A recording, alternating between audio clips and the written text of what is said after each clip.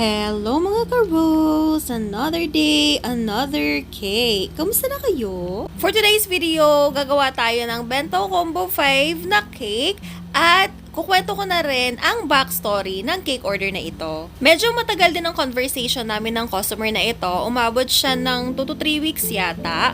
Estudyante siya, high school. Normally, hindi ako masyadong nag-accommodate ng mga high school students kasi nga syempre minor pa sila. And hindi pa sila ganoon karesponsable sa mga bagay-bagay kagaya nito. Lalo na meron akong na-experience dati na kinailangan pa talaga namin na makausap yung parents para lang mabayaran yung cake. And ayaw naman natin na maulit pang mangyari. Pero syempre, maraming ding exemption kasi hindi naman din lahat ng kabataan is ganon. Yung unang part ng conversation namin is hiningi niya yung rates ng mga bento cakes natin. Ang sabi niya is pangregalo daw niya ito sa kanyang daddy. And meron pa nga siyang sinabi na dedication sana na ipapalagay niya na sinasabi or ini-indicate na siya ay bunso sa kanilang magkakapatid. Kaso since bento cake lang ito and meron pang mga details siya na ni-request, hindi na natin na ilagay yung part na iyon. Anyway, ayun nga, nagbigay ako ng mga rates sa kanya, tapos nag-send siya ng mga design sa akin, and then nagtanong din siya ng mga ibang sizes. Nung una, medyo naiirita ako kasi syempre, 'di ba, as a baker, hindi lang naman din siya yung kausap natin. And nagsend na tayo ng rates, pero ang dami niyang tanong. As in, araw-araw siyang nagme-message sa akin, nagtatanong siya. Iba-iba yung tanong niya, iba-iba rin yung mga nire-request niya. Medyo napapaisip na ako ng mga time na yun kung ano ba, itutuloy ko ba to? Kasi parang nagtatanong lang naman talaga siya. And since bata nga, medyo hesitant talaga ako. Siyempre, bilang isang nanay, may mga anak din ako and talagang normal talaga sa kanila yung pagiging makulit. Pero, hinabaan ko pa rin yung pasensya ko kasi nakikita ko, parang gusto niya talagang umorder. Kasi nga, nabanggit niya na pag-gift nga niya to sa papa niya. And ayun nga, bigla na lang niya sinabi out of nowhere na pasensya na po na marami po akong tanong and medyo makulit kasi po pag-iipunan ko po kasi ito para sa birthday ng papa ko, sabi niya. Doon medyo na-touch na talaga ako and napaisip na talaga ako na hala, ang swerte naman ng daddy nito kasi talagang kaya pala makulit siya marami siyang tinatanong. Lahat na lang talaga, bawat details talaga tinatanong niya para pala mapag-ipunan niya and mapaghandaan niya yung cake na regalo niya para sa daddy niya. Naku, ang masasabi ko talaga, hindi lahat ng mga kabataan ganito ha. Hindi lahat na iisipan na mag-effort para mabigyan na regalo yung mga magulang nila. Syempre, hindi rin naman natin sila ma-judge, diba? Kasi iba-iba ng ugali ang mga tao, ang mga kabataan.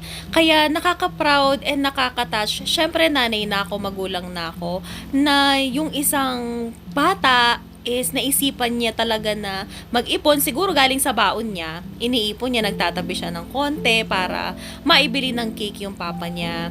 And ayun nga, dahil mukha naman siyang okay kausap and na-touch talaga ako sa effort niya, binigyan ko na rin siya ng maayos na presyo na alam ko na kaya niya na mapag-ipunan since medyo matagal pa naman nung time nakausap ko siya doon sa event nung papa niya or sa birthday ng papa niya. Mababaw talaga ang feelings ko when it comes sa ganitong klaseng scenario. Lalo na ako, bunso din ako and meron din akong daddy, although yung daddy ko is never ko pa talaga siyang nakasama in person.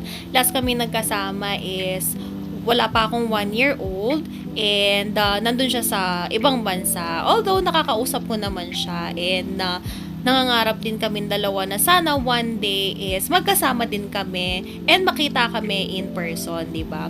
Kaya mababaw talaga yung feelings ko pagdating dito. Naalala ko noon nung kausap ko tong customer na ito kasi parang meron din siyang na-mention about sa relationship nila ng papa niya kaya niya binibigyan ng regalo. Syempre hindi ko na masyadong share yung kasi medyo personal na. Ayun, medyo naiyak ako doon and nakaka-touch talaga. Sana lahat ng anak ganito, di ba? Kaya isa rin ito sa kinatutuwa ko dahil dito sa business na ito, marami akong nakakasalamuhang tao and madalas kukwento sila sa mga buhay nila, kahit nag-glimpse lang, and yung dahilan kung bakit nila binibigyan ng regalo yung mahal nila sa buhay. Kaya, alam niyo yun, parang nakakapagbigay siya ng dagdag inspirasyon sa akin na ayusin pa, gandahan pa yung mga ginagawa ko kasi hindi lang ito basta negosyo. Alam mo yung feeling na yung mga cakes na ginawa mo is nakakapagbigay saya at ngiti sa mahal nila sa buhay, 'di ba? Iba siya, iba yung feeling. Anyway, at ito na nga ang final result niya at napakasyala niyang tingnan sa mga mata. At ito na nga, dineliver na namin yung cake sa school niya kasi may pasok siya. And private school kasi siya, bawal sila lumabas ng gate. So nag-abang talaga kami sa tapat ng gate para makita kami ng security guard na safe naman ang bata. Kukunin niya lang yung cake. Nireview ko muna tong video na ito bago ko i-post kasi para sa security ng bata and sakto naka-face mask naman siya nung lumabas siya. Ayan. And thank you so much sa pag-order mo, ma'am. And sana wag kang magbabago and stay sweet sa iyong mga magulang. And that's it for today. See you on our next video. Bye!